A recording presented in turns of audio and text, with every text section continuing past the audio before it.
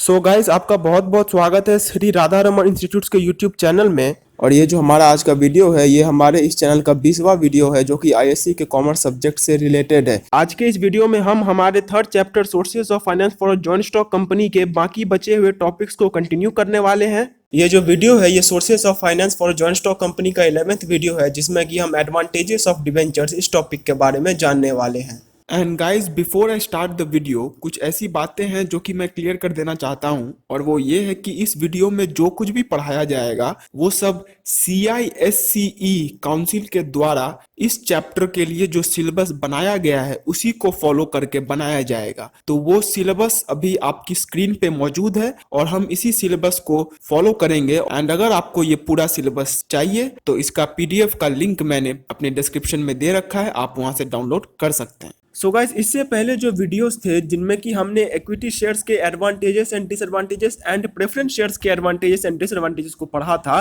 तो उन सब वीडियोस में हमने equity shares and preference shares दोनों के एडवांटेजेस एंड डिसएडवांटेजेस को पढ़ते वक्त दोनों व्यू पॉइंट्स को रख के एडवांटेजेस एंड डिसएडवांटेजेस को पढ़ा था। हमने शेयर होल्डर का व्यू पॉइंट को रख के एडवांटेजेस एंड डिसएडवांटेजेस को पढ़ा था एंड हमने कंपनी का व्यू पॉइंट को रख के एडवांटेजेस एंड डिसएडवांटेजेस को पढ़ा था। डिबेंचर्स के भी एडवांटेजेस एंड डिसएडवांटेजेस को पढ़ते वक्त हम दोनों व्यू पॉइंट्स देखेंगे। मतलब ये कि हम डिवेंचर होल्डर के व्यू पॉइंट से भी डिवेंचर्स के एडवांटेजेस एंड डिसएडवांटेजेस को देखेंगे एंड हम कंपनी के व्यू पॉइंट से भी डिवेंचर्स के एडवांटेजेस एंड डिसएडवांटेजेस को देखेंगे। तो जैसा कि हमने कहा कि हम एडवांटेजेस को दोनों व्यू पॉइंट से देखेंगे, तो सबसे पहले हम advantages of debentures from the view point of debenture holder देखेंगे कि डिवेंचर होल्डर के लिए आखिरकार एक डिवेंचर एडवांटेजियस क्यों होता है। जो पहला पॉइंट आता है वो ये है कि in case of convertible debentures the debenture holders can get their debentures converted into equity shares and thus get ownership of the company। ये पॉइंट क्या कहता है कि हमारे पास कन्वर्टिबल डिवेंचर्स हैं, हमारे पास ऐसे डिवेंचर्स हैं जिनमें कि एक समय के बाद अगर हमें ये मन होता है कि हम अपने डिवेंचर्स को इक्विटी शेयर्स में कन्वर्ट कर लें तो वो भी हम कर सकते हैं। क्योंकि हम एक समय के बाद अपने डिवेंचर्स को इक्विटी शेयर्स में कन्वर्ट कर सकते हैं, ये एक डिवेंचर होल्डर के लिए एडवांटेजियस है। क्यों? क्योंकि जब वो अपने डिवेंचर्स को शेयर्स में कन्वर्ट कर लेगा तो उसे जो है कंपनी का ओनरशिप मिलेगा एंड कंपनी का ओनरशिप मिलना, कंपनी में वोटिंग राइट्स मिलना, कंपनी के मैनेजमेंट में भाग ले पाना, ये सब चीजें एक शेयर होल्डर को बेनिफिट देती हैं। इसलिए डिवेंचर जो होते हैं डिवेंचर होल्डर्स के लिए एडवांटेजियस होते हैं। जो नेक्स्ट पॉइंट है वो ये है कि debenture holders get their amount back after a certain period of time, they can utilise this amount in other beneficial business purposes. ये पॉइंट क्या कहता है कि डिवेंचर होल्डर्स को जो है उनका पैसा एक समय के बाद वापस कर दिया जाता है। उनका पैसा जो होता है वो हमेशा के लिए बिजनेस में नहीं रह जाता है, accept in case of non redeemable debentures.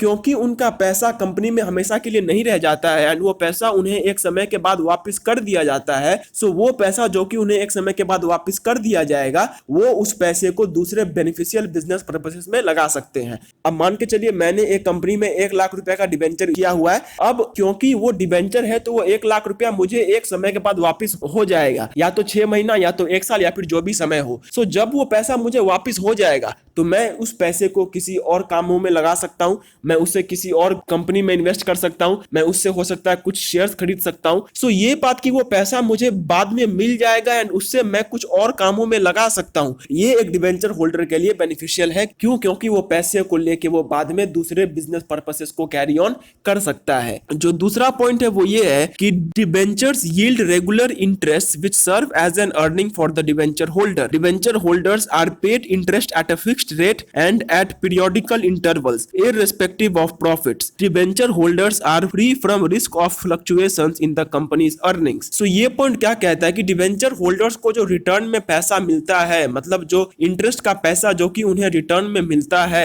वो एक रेगुलर बेसिस पे मिलता है। वो जो पैसा है वो उन्हें समय समय पे मिलता रहता है और एक फिक्स्ड रेट में मिलता है। मतलब वो पैसा जो है उन्हें सही समय पे मिलेगा और जितना उनको मिलना चाहिए उतना ही मिलेगा। उनको जो पैसा मिलना था उसमें किसी भी तरीके का फ्लक्चुएशन नहीं हो सकता है। मतलब वो जो पैसा उन्हें मिलना था वो कोई कम नहीं कर सकता है। अगर सिंपल लैंग्वेज में कहा जाए तो डिबेंचर होल्डर्स को जो उनका पैसा है वो बिना किसी झंझट के मिलता है। सो ये बात कि उनको अपना पैसा बिना किसी झंझट के मिलता है ये उनके लिए एडवांटेजियस है। क्यों? क्योंकि उन्हें जो है ये डर नहीं रहता है कि कहीं कंपनी के अर्निंग्स में फ्लक्चुएशन होने की वजह से हमारे अर्निंग्स भी डिस्टर्ब ना हो जाए। उन्हें ये डर नहीं रहता कि इस साल कंपनी ने जो है प्रॉफिट अर्न किया तो वो हमें पैसा दे रही है, अगले साल प्रॉफिट नहीं अर्न करेगी तो वो हमें पैसा नहीं देगी। ये डर उन्हें नहीं रहता है। एंड ना ही उन्हें ये डर रहता है कि कंपनी के अर्निंग्स में अगर कभी कमी आ गई तो वो भी उन्हें अफेक्ट करेगा। कंपनी को चाहे जो हो जाए उनका पैसा उनको सही समय पे मिल जाएगा। जो अगला पॉइंट है वो ये है कि debenture investments are secured by a charge on the company's assets. The repayment to the debenture holders is assured.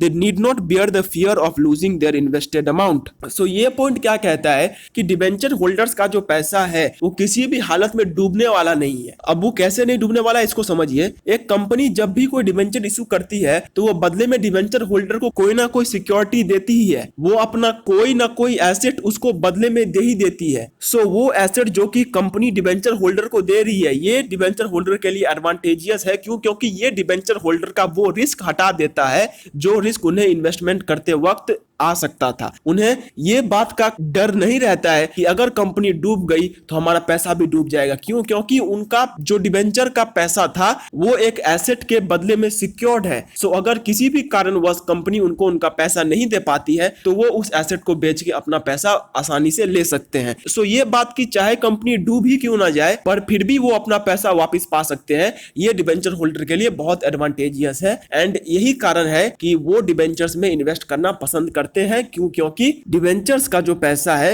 वो सिक्योर्ड है। वो पैसा कभी भी उनका डूबने वाला नहीं है। अगर कंपनी डूब भी गई तो उनको उनका एसेट से पैसा मिलेगा एंड अगर कंपनी नहीं डूबती है तो उनको रेगुलर पैसा जो है वो मिलेगा ही मिलेगा एंड एक समय के बाद जो है उन्हें उनका कैपिटल पेमेंट भी वापस कर दिया जाएगा। अब बारी आती है advantages of debentures from the view point of the company. मतलब एक कंपनी के लिए डिबेंचर्स एडवांटेजेस क्यों होते हैं। अब तक हमने डिबेंचर होल्डर के लिए जाना कि डिबेंचर होल्डर के लिए एक डिबेंचर क्यों एडवांटेजियस होता है। अब हम जानने वाले हैं कि कंपनीज के लिए डिबेंचर्स क्यों एडवांटेजियस होते हैं। सो जो फर्स्ट पॉइंट आता है from the view point of the company से वो है कि by issuing convertible debentures the company can raise large capital by giving public the option of converting debentures into equity shares and gaining ownership. In addition to this the fixed dividend which is paid to the debenture holders also attracts investors। So ये point क्या कहता है कि debentures में कुछ ऐसी खासियत है जिनकी मदद से एक कंपनी जो है अच्छा खासा कैपिटल रेस कर सकती है। डिबेंचर्स में कुछ ऐसे प्रॉपर्टीज है जो कि एक कंपनी को अच्छा खासा कैपिटल लाके दे सकते हैं। अब वो प्रॉपर्टीज क्या है? पहला प्रॉपर्टी जो है वो है कन्वर्टेबल डिबेंचर्स से रिलेटेड। अब कन्वर्टेबल डिबेंचर्स में क्या होता है ये हमें पहले से मालूम है कि कन्वर्टेबल डिबेंचर्स को हम एक समय के बाद इक्विटी शेयर्स में कन्वर्ट कर सकते हैं। सो ये बात कि कन्वर्टेबल डिबेंचर जो है वो एक समय के बाद शेयर्स में कन्वर्ट हो सकते हैं ये एक कंपनी के लिए एडवांटेजियस है। क्यों? क्योंकि अगर इस टाइप के डिबेंचर्स मौजूद है जहां पे डिबेंचर्स को शेयर्स में कन्वर्ट कर दिया जा सकता है तो कंपनी क्या करेगी? डिबेंचर इशू करते वक्त ये डिबेंचर को भी इन्वेस्टर्स को ऑफर करेगी एंड जब इन्वेस्टर ये देखेगा कि ये डिबेंचर्स को एक समय के बाद चल के वो इक्विटी शेयर्स में कन्वर्ट कर सकता है एंड इक्विटी शेयर्स में कन्वर्ट करने की वजह से उसे जो है कंपनी में ओनरशिप मिलेगा। तो वो ओनरशिप का चीज जो कि उसके दिमाग में आएगा वो उसे ये डिबेंचर खरीदने की तरफ ला सकता है। सो इसकी वजह से क्या होगा कि वो डिबेंचर की तरफ आकर्षित होगा ये जान के कि डिबेंचर्स को वो एक समय बाद इक्विटी शेयर्स में कन्वर्ट करके कंपनी का ओनरशिप पा सकता है एंड इससे जो है वो कंपनी में इन्वेस्टमेंट करेगा एंड इससे जो कंपनी को कैपिटल अच्छा खासा अमाउंट में मिलेगा। अब जो दूसरा प्रॉपर्टी है वो ये है कि जो डिबेंचर्स होते हैं उनको एक फिक्स्ड रेट ऑफ डिविडेंड दिया जाता है। मतलब डिबेंचर्स का जो पैसा है वो ठीक समय पे एंड ठीक अमाउंट में दिया जाता है। डिबेंचर्स पे जो इंटरेस्ट का पैसा मिलता है उसमें फ्लक्चुएशंस नहीं होते हैं। अगर सिंपल लैंग्वेज में कहा जाए तो डिबेंचर्स को जो पैसा मिलता है वो मजबूत होता है। मतलब वो पैसे में कोई गड़बड़ी इधर उधर नहीं होती है। सो क्योंकि उसमें किसी भी तरीके का फ्लक्चुएशन नहीं होता है इसकी वजह से डिबेंचर होल्डर्स के दिमाग में ये ख्याल आता है कि अगर हम डिबेंचर्स में इन्वेस्ट करें तो हमें पैसा जो है फिक्स्ड अमाउंट में मिलेगा एंड समय पे मिल जाएगा। सो ये चीज की हमारा अर्निंग में कोई बाधा नहीं आएगा उसे डिबेंचर्स खरीदने पे मजबूर करता है एंड अगर वो डिबेंचर्स खरीद रहा है तो वो कंपनी के कैपिटल में एडिशन हो रहा है तो ये कंपनी के लिए एडवांटेजियस होगा। नेक्स्ट पॉइंट ये है कि the process of raising funds through debentures is economical for the company. A company can raise money through debentures easily and at low costs. Beside the documentation required is also less while raising capital by issuing debentures. So ये point क्या कहता है कि debentures के through पैसा लाना काफी economical process है, काफी कम झंझट वाला प्रोसेस है। क्यों? क्योंकि डिबेंचर से पैसा लाना कंपनी के लिए काफी सस्ता पड़ता है एंड डिबेंचर्स के थ्रू पैसा लाने में डॉक्यूमेंटेशन कम होता है। सिंपल लैंग्वेज में अगर बोले तो डिबेंचर्स के थ्रू पैसा लाना कम झंझट वाला प्रोसेस है। सो क्योंकि ये कम झंझट वाला प्रोसेस है तो बिजनेस फर्म्स इसके थ्रू पैसा आसानी से ला सकती है। तो क्योंकि बिजनेस फर्म इसके थ्रू पैसा आसानी से ला पा रही है तो ये तो उसके लिए एडवांटेजियस होगा। क्यों? क्योंकि हमारा तो बिजनेस का एम ही होता है कि कम से कम एफर्ट्स में हमें मैक्सिमम आउटपुट लेके आना है, एंड क्योंकि वो चीज यहाँ पे हो रहा है तो ये बिजनेस फर्म के लिए एडवांटेजियस है। जो अगला पॉइंट है वो है कि debentures do not have any voting rights, they do not interfere in the management of the company need not worry about losing its ownership. ये पॉइंट ओनरशिप से रिलेटेड है एंड मैंने आपको पहले भी बताया है एंड फिर से बता रहा हूं कि ओनरशिप जो होती है ये बहुत हद तक अफेक्ट करता है सोर्सेज ऑफ फाइनेंसेस को। सो ये पॉइंट हमें क्या कहता है कि डिबेंचर जो होते हैं वो कंपनी के मैनेजमेंट में कुछ इंटरफेरेंस नहीं करते हैं। किसी भी डिबेंचर होल्डर के पास किसी भी तरीके का कोई वोटिंग राइट्स नहीं होता है। डिबेंचर होल्डर जो होते हैं वो कंपनी के ओनर्स नहीं होते हैं। कोई भी डिबेंचर होल्डर ये नहीं बोल सकता कि मैंने आपके कंपनी में इन्वेस्ट किया इसलिए आप मुझे भी कुछ वोटिंग कंट्रोल दीजिए, मुझे भी आप अपने ओनरशिप में शामिल कर लीजिए। ऐसा नहीं होता है। सो क्योंकि ऐसा नहीं होता है तो इसकी वजह से कंपनी का जो ओनरशिप है वो कंपनी तक सीमित रह जाता है एंड कंपनी जो होती है उसको कोई जरूरत नहीं है कि वो अपना ओनरशिप ऐसे ही किसी को बांटती जाए। सो क्योंकि कंपनी को कोई जरूरत नहीं है अपना ओनरशिप बांटने का, सो उसके ओनरशिप में डिवीजन नहीं होता है, उसके ओनर जो होते हैं वो ज्यादा नहीं बढ़ते एंड अगर ओनर्स कम होंगे तो कंपनी ज्यादा अच्छे से फंक्शन कर पाएगी। क्यों? क्योंकि जितना ज्यादा ओनर्स होगा उतना ज्यादा मुश्किल होगा बिजनेस को मैनेज करना।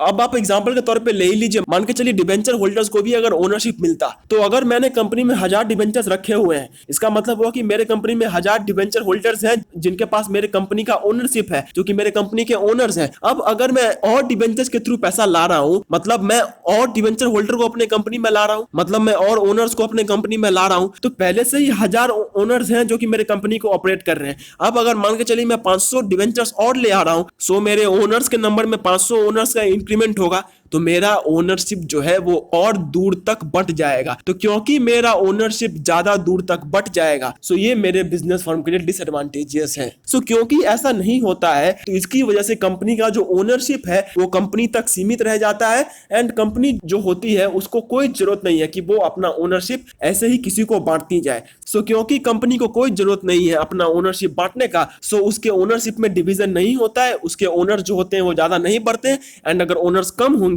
तो कंपनी ज्यादा अच्छे से फंक्शन कर पाएगी। क्यों? क्योंकि जितना ज्यादा ओनर्स होगा उतना ज्यादा मुश्किल होगा बिजनेस को मैनेज करना। जो अगला पॉइंट है वो ये है कि a company can repay the amount raised through debentures when it does not require them. This reduces over capitalisation in the company. अब ये जो पॉइंट है ये ओवर कैपिटलाइजेशन से रिलेटेड है। ओवर कैपिटलाइजेशन का मतलब क्या होता है? कैपिटल का बहुत ज्यादा हो जाना। ये चीज मैंने आपको पहले भी बताया है एंड अभी भी बता रहा हूं कि कंपनी में कोई भी चीज बहुत ज्यादा एंड कोई भी चीज बहुत कम होना दोनों ही ठीक नहीं है। So in the same manner capital का भी बहुत ज्यादा होना ठीक नहीं है। अगर कंपनी में बहुत ज्यादा कैपिटल हो जाता है तो वो कंपनी के लिए डिसएडवांटेजियस है। क्यों? क्योंकि बहुत ज्यादा कैपिटल हो जाने की वजह से कंपनी में काम चोरी आ जाती है एंड काम चोरी किसी भी हालत में कंपनी के लिए एडवांटेजियस नहीं है। सो ये जो काम चोरी एंड कैपिटलाइजेशन का जो चीज है ये डिबेंचर सॉल्व कर देते हैं। अब वो कैसे सॉल्व करते हैं इसको समझिए। हम क्या जानते हैं कि डिबेंचर्स के थ्रू जो है हम पैसा रेज करते हैं जो कि हमारे कैपिटल में ऐड होता है। तो वो डिबेंचर्स का पैसा जितना भी आया वो हमारे कैपिटल अकाउंट में आ गया।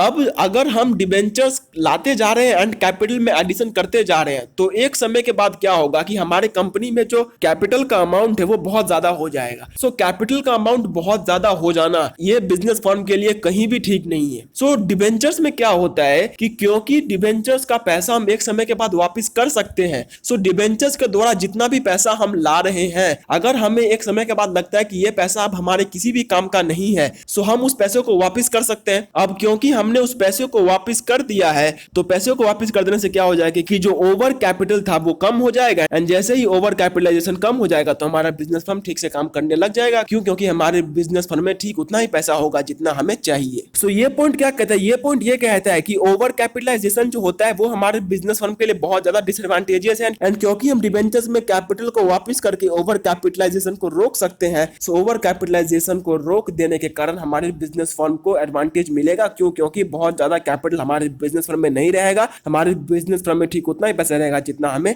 चाहिए। जो नेक्स्ट पॉइंट है वो ये है कि interest on debentures is deducted from income tax, this reduces income tax burden of the company. So ये पॉइंट क्या कहता है कि डिबेंचर्स के ऊपर जितना भी पैसा कंपनी इंटरेस्ट के रूप में दे रही है, ये पैसा इनकम टैक्स कैलकुलेट करते वक्त घटा दिया जाता है। सो क्योंकि वो पैसा इनकम टैक्स कैलकुलेट करते वक्त घटा दिया जाता है, तो इससे क्या होता है कि कंपनी का जो इनकम टैक्स का बर्डन था, मतलब कंपनी को जो इनकम टैक्स के ऊपर पैसा देना था वो कम हो जाएगा, एंड क्योंकि इनकम टैक्स का बर्डन कम हो जाएगा तो ये बिजनेस फर्म के लिए एडवांटेजियस है। अब आप एग्जांपल के तौर पे ले ही लीजिए कि अगर मान के चलिए हमारे बिजनेस फर्म का अर्निंग था 10 लाख रुपया, एंड हमने डिबेंचर्स के ऊपर इंटरेस्ट दे दिया 5 लाख रुपया। सो हमने क्या पढ़ा है कि ये जो डिबेंचर्स के ऊपर हमने इंटरेस्ट दिया है ये इनकम टैक्स से हम काट सकते हैं। सो हम क्या करेंगे, हम 5 लाख रुपया 10 लाख में से घटा देंगे, तो 10 लाख में से 5 लाख घटा देने के बाद हमारा इनकम कितना बच जाएगा? 5 लाख। तो अब जो हमारा इनकम टैक्स है वो इस 5 लाख का ऊपर कैलकुलेट होगा, ना कि वो 10 लाख का ऊपर। सो यहाँ पे हुआ क्या कि इनकम टैक्स का जो बर्डन था वो कम हो गया, एंड वो कैसे कम हो गया? वो इस तरीके से कम हुआ कि डिबेंचर्स के ऊपर जो भी इंटरेस्ट हमने दिया वो हमने अपने इनकम टैक्सेबल अमाउंट से घटा दिया, एंड इनकम टैक्सेबल अमाउंट से घटा देने के कारण हमें उतना अमाउंट का ऊपर इनकम टैक्स नहीं देना पड़ा जितना अमाउंट के ऊपर हमें इनकम टैक्स देना पड़ सकता था। अब अगर ऐसा होता कि डिबेंचर्स के ऊपर चाहे हम कितना भी इंटरेस्ट क्यों ना दे दे, वो इनकम टैक्स से नहीं घटेगा, तो क्योंकि वो इनकम टैक्स से नहीं घटेगा तो हमें जो है 10 लाख का ऊपर ही टैक्स देना पड़ता। तो क्योंकि हमें 10 लाख का ऊपर ही टैक्स देना पड़ता, तो इससे जो है हमारा इनकम टैक्स बर्डन बढ़ जाता। बट क्योंकि हमारा जो इंटरेस्ट का अमाउंट है जो कि हमने डिबेंचर्स के ऊपर दिया है उसको हमने घटा दिया है इनकम टैक्स में से, सो इसकी वजह से जो है हमारा बर्डन कम हो गया है। सो इससे जो है हमारे कंपनी को एडवांटेज मिला है। सो गाइज, हमारी ये आज की वीडियो यहीं पे खत्म होती है, एंड इस वीडियो को खत्म करने के साथ साथ मैं आपको बस एक ही एडवाइस देना चाहता हूं कि आप प्लीज इस वीडियो पे पूरे डिपेंडेंट ना हो जाएं। मैं आपसे रिक्वेस्ट करूंगा कि आप जिस भी बुक को फॉलो करते हैं आप एक बार उस बुक को जाके पढ़िए, एकदम से इस वीडियो पे डिपेंडेंट मत हो जाइए। एंड अगर ये वीडियो को आप एग्जाम के समय में देख रहे हैं, then I request you not to take this video as the only source जिससे कि आप एग्जाम में अच्छे मार्क्स स्कोर कर पाए। आप प्लीज जाके अपने कोई भी टेक्स्ट बुक हो उसे अच्छे से पढ़िए। तो गाइस, आशा करता हूं कि ये वीडियो आपके लिए हेल्पफुल रही होगी, और अगर ये वीडियो आपके लिए थोड़ी सी भी हेल्पफुल रही होगी तो प्लीज इस वीडियो को एक बार लाइक जरूर कर दीजिए, और अगर आप ऐसे वीडियोस और भी फ्यूचर में देखना चाहते हैं तो चैनल को सब्सक्राइब करके बेल आइकन को जरूर प्रेस कर लीजिए। और अगर आपके कुछ भी डाउट्स, क्वेरीज या फिर क्वेश्चंस हैं उनको कमेंट सेक्शन में कमेंट जरूर कीजिए। एंड अगर आपके कुछ ऐसे दोस्त हैं जो कि इससे कुछ हेल्प पा सकते हैं तो ये वीडियो आप उनको भी प्लीज जरूर शेयर कर दीजिएगा। तब तक के लिए do take very good care of yourselves, and bye bye and जय हिंद।